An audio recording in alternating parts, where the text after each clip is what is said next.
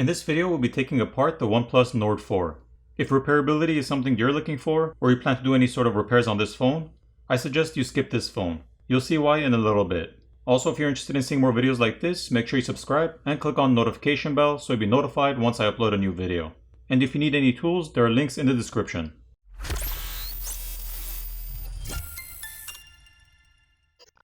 Now on the bottom rim of the phone, there are two T2 or Torx 2 screws which need to be removed, one on either side of the charger port. Once those bottom screws have been removed, you need to separate the bottom metal housing from the plastic frame of the screen by placing a pry tool in between. However, a plastic pry tool won't work on this phone. The catches or clips on the back housing are extremely strong, and it's nearly impossible to use any sort of plastic tool. So using anything stronger like a metal tool is definitely going to scrape up or damage the back housing, since the back housing is also made of metal. So that's where all the trouble starts. Even with the metal tool, I had so much trouble trying to pry the back housing off. However, before you even want to start to pry the back housing, there are hidden screws, which you should know about. On the back underneath the camera bezel, there are a few hidden screws, and prying this camera bezel off is not simple at all. After applying heat, isopropyl alcohol, using a suction cup tool, I still had a lot of trouble prying this thing off. Eventually, almost after an hour trying to pry this thing off without damaging it, I was able to pry it off, but did end up damaging it, in addition to the frame or metal border on the back housing for the camera bezel. So if you're planning on taking this phone apart in any way, to do any sort of repairs, keep in mind you're most likely going to damage the back housing, as well as the camera bezel, so those are parts you're going to have to replace.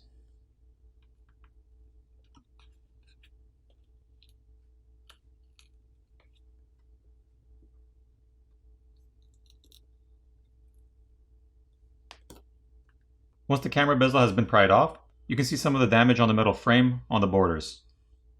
Looking at the adhesive on the back of the camera bezel, it doesn't look to be that strong, but I really had a difficult time trying to pry this thing off.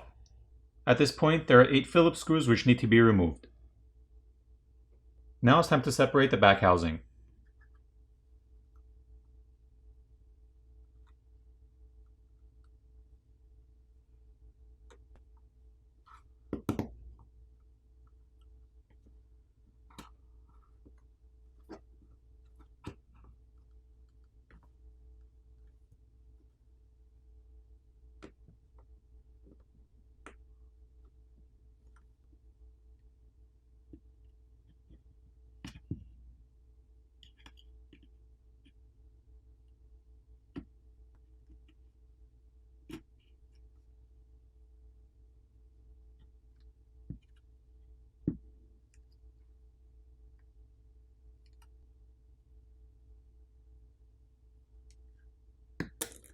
Once you finally have these two corners separated, or removed off of the catches, you can work your way around the rest of the phone, prying the back housing off.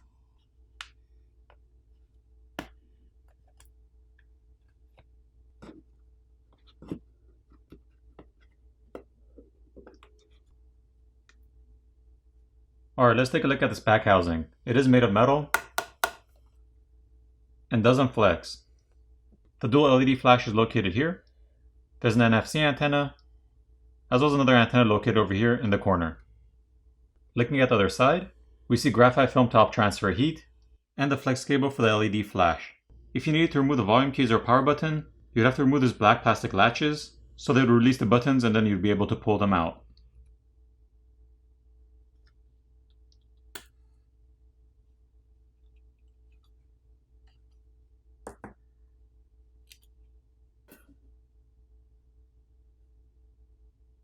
"11 additional Phillips screws need to be removed.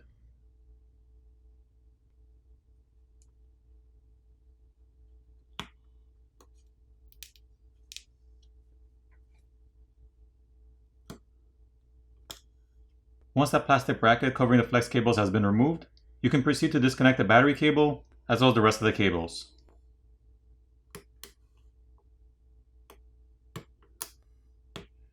The coaxial cables on the bottom right side of the board can be disconnected by just popping them off.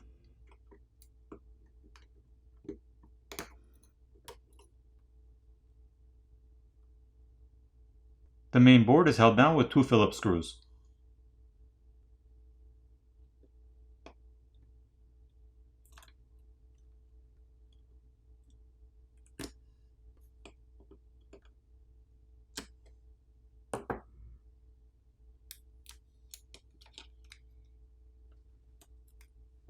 Looking at the main board, you can see the 50 megapixel primary camera, as well as the 8 megapixel ultra wide. The main camera is the only one with OIS or optical image stabilization. The camera connectors can be disconnected by just popping them off. There's a secondary microphone on the top corner, some copper tape on the shields to help transfer heat, as well as rubber gaskets around these connectors. On the other side, we can see the 16 megapixel front facing camera, as well as additional copper tape and thermal paste to help transfer heat. Once the copper film has been peeled back, we see additional thermal paste on top of these chips, as well as the RAM which is seated on top of the processor. There's also a thermal pad on top of the ROM or storage. To remove the battery, there's a pull pouch provided to help you pry it off.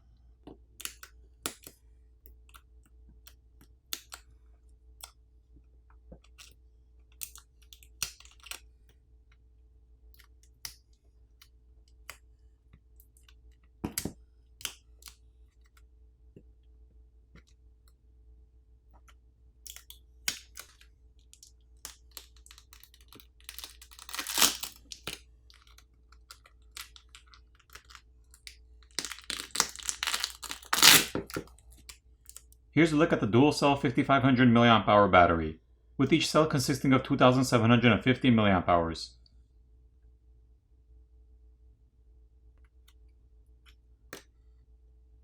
Looking at the bottom speaker assembly, we can see a mesh filter over the opening of the speaker.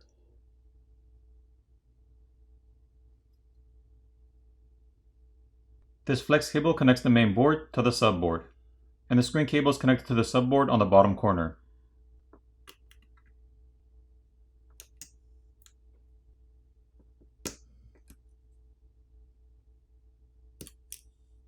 There's a single Phillips screw which is holding down the subboard. The white coaxial cable needs to be disconnected from the bottom side of the subboard.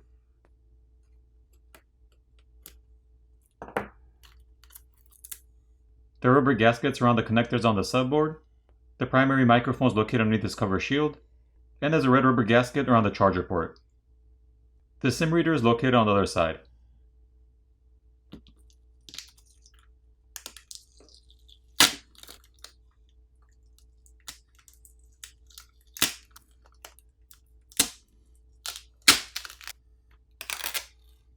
Once the battery adhesive pouch and the flex cable have been peeled back, we have a better look at the copper vapor chamber which runs underneath the battery, as well as the motherboard.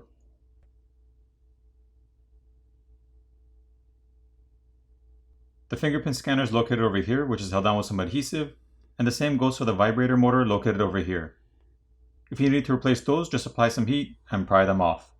There's also an antenna board on this corner which the black coaxial cable is connected to. The flex cable for the volume keys and power button is located on this side. To replace that, just peel it off. The infrared or IR blaster as well as the proximity sensor board is located here.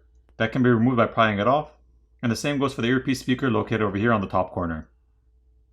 For anyone worried about accidentally inserting the SIM ejector tool in the wrong hole, on this phone you would actually puncture the filters which are seated against the frame. However, you wouldn't damage the microphone since those are seated above the holes. To replace the screen, once you have the back cover removed, as well as the screws and bottom speaker assembly, and you have the flex cables disconnected and the subboard removed, you'd remove this red rubber gasket which is inside of the frame.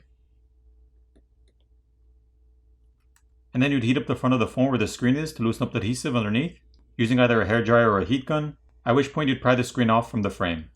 But keep in mind, prying a working screen off from the frame poses a high chance of damaging the screen.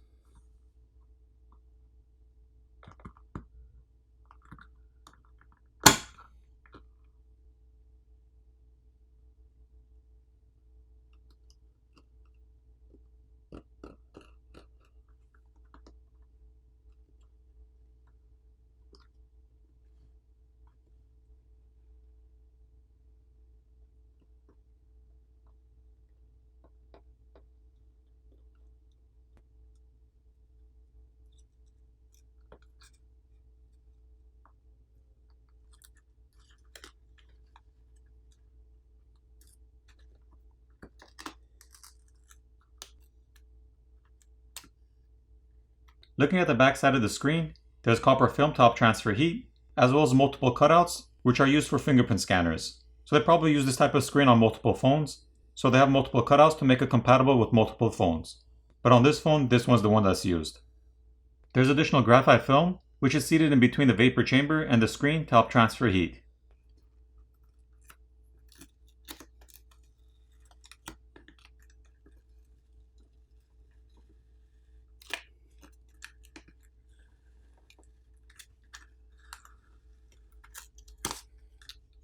And here's a look at the copper vapor chamber from the other side. For the repairability score on this phone, I give it a 4 out of 10. I hope you enjoyed this video, and I'll see you in the next one.